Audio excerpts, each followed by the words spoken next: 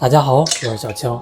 大碗里打入2个鸡蛋，20克白糖，2克白醋去腥。先用筷子来搅和搅和。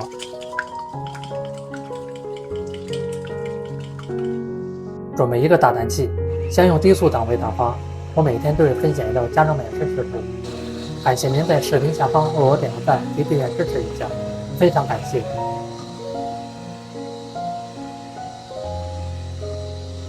大概需要打8分钟左右，一直打发到体积明显膨胀，出现浓白色就可以了。准备一个蜜漏，过筛40克低筋面粉，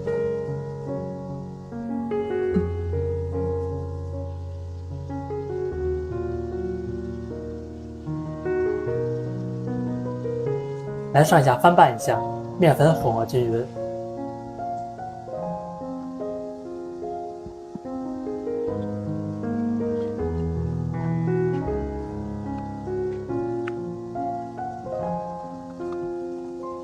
再倒入20克玉米油，继续翻拌均匀。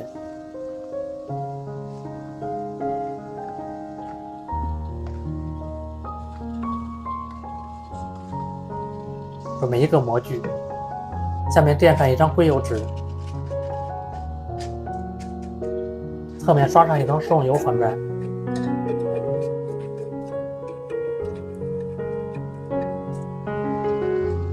再倒入食材。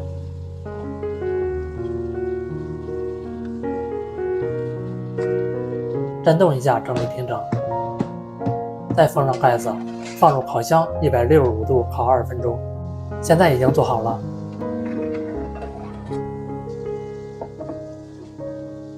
再揭开硅胶纸，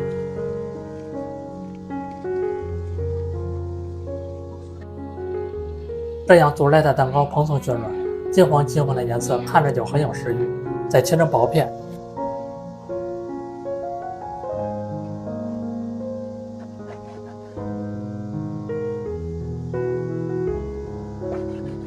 以后要是想吃蛋糕就这样做，柔软好吃，比蛋糕店的好吃，健康无添加。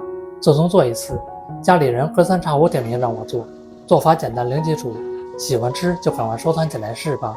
感谢您的订阅支持，我们下期食谱再见。